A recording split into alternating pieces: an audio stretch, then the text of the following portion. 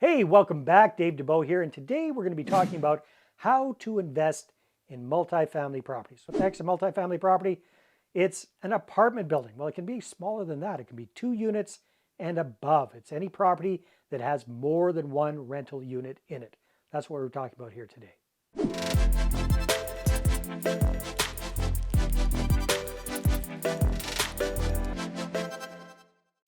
So I've been involved in multifamily investing for over 10 years now, and on today's video, I'm going to share with you 7 tips for success, as well as a case study and a big tip for you. Okay, so the first ingredient for success with multifamily investing is knowing what the hell you're doing.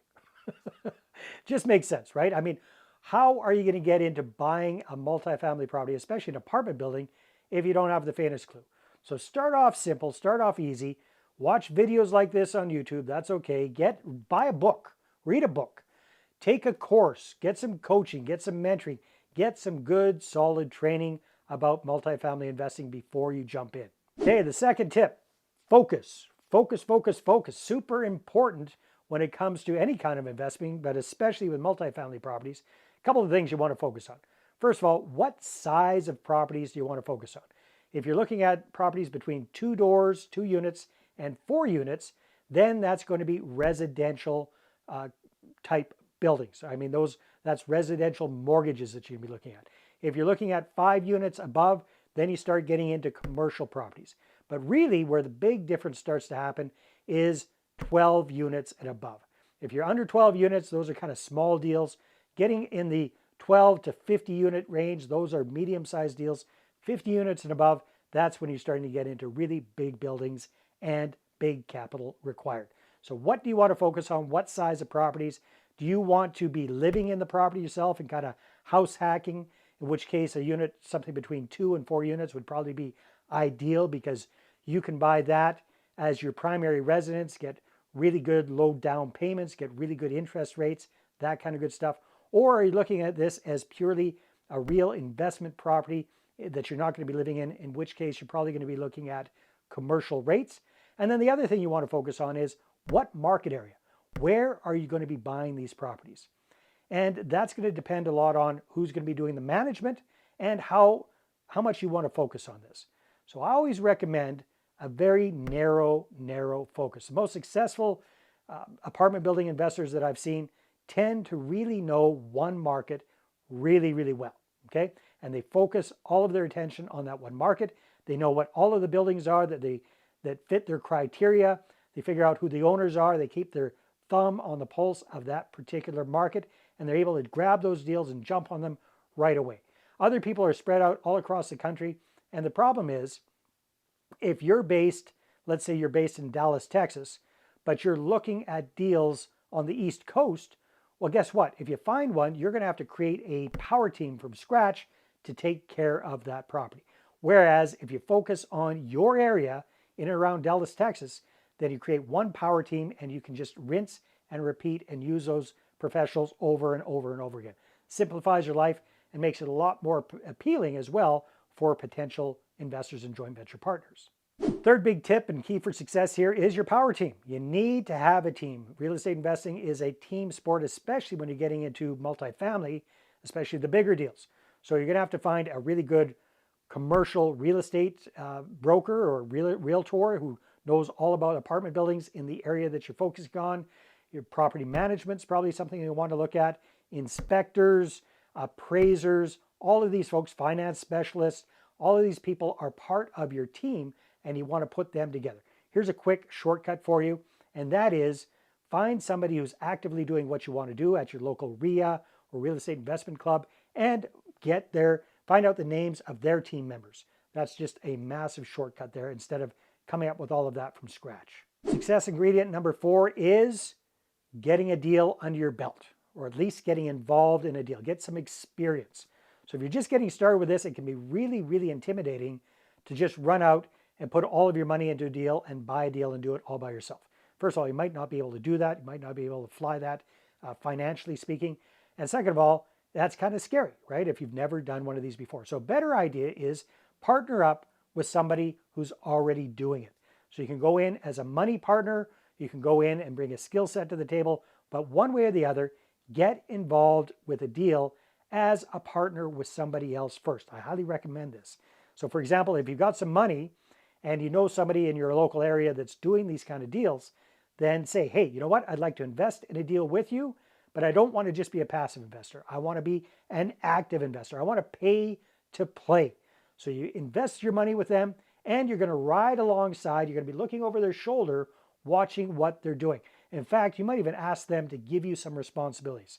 Maybe you're in charge of some of the property management side of things, or if you're a handy kind of person, maybe you're going to be involved in the maintenance side of things. Who knows? Now, if you can't bring money to the table, you can bring skills to the table. So again, if you're that handy kind of person, maybe you can do a joint venture with somebody and say, hey, you know what? I'll do repairs and I'll do renovations on the property at cost.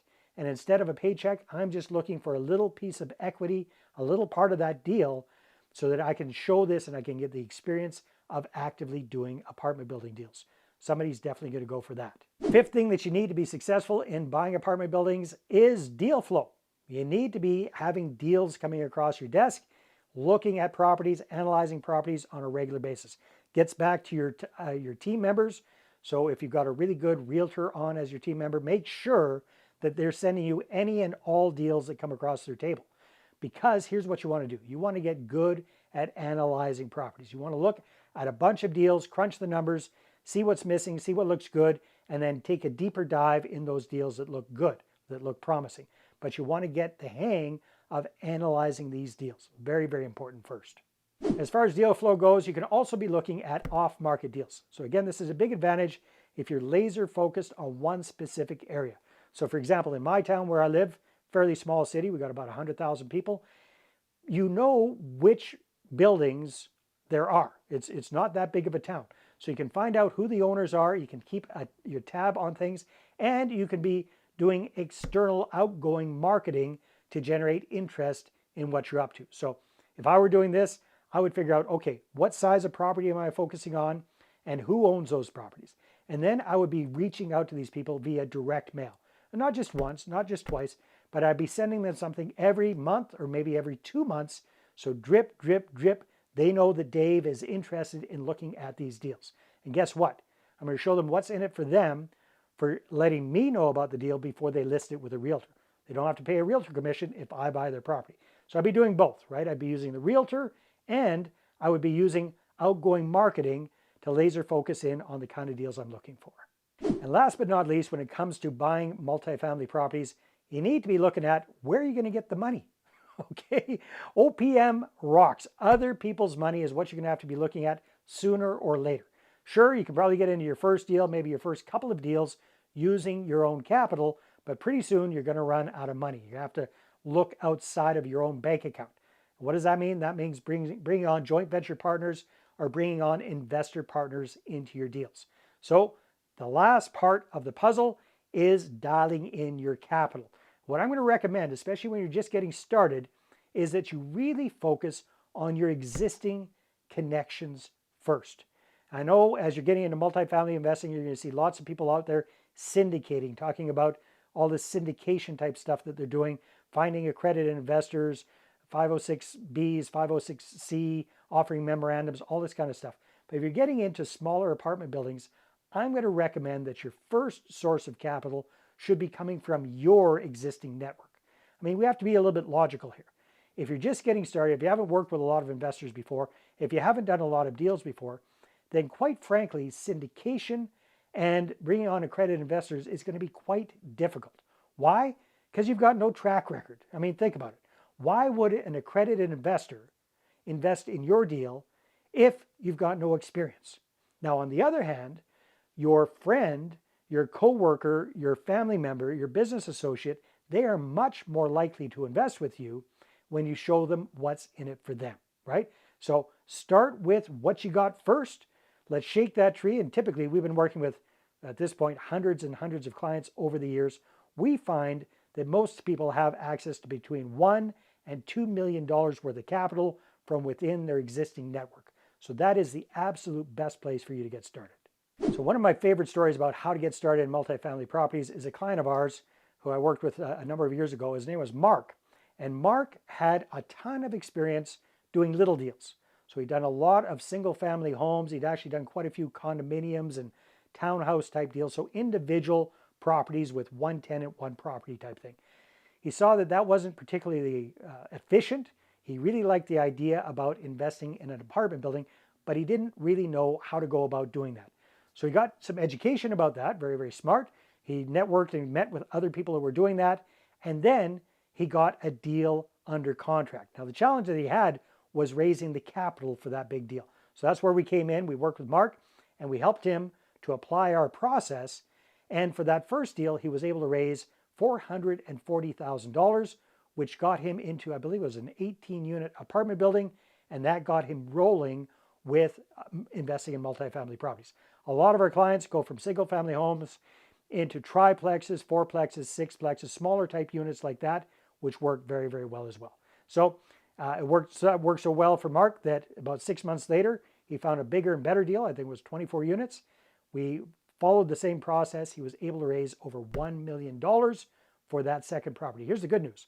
That was the deal that got him out of the rat race. Not by itself, but that property in conjunction with the first apartment building he had, in conjunction with all the single family homes he had, that allowed him to quit the job. Why? Because the cash flow that he was getting every single month exceeded his JOB paycheck.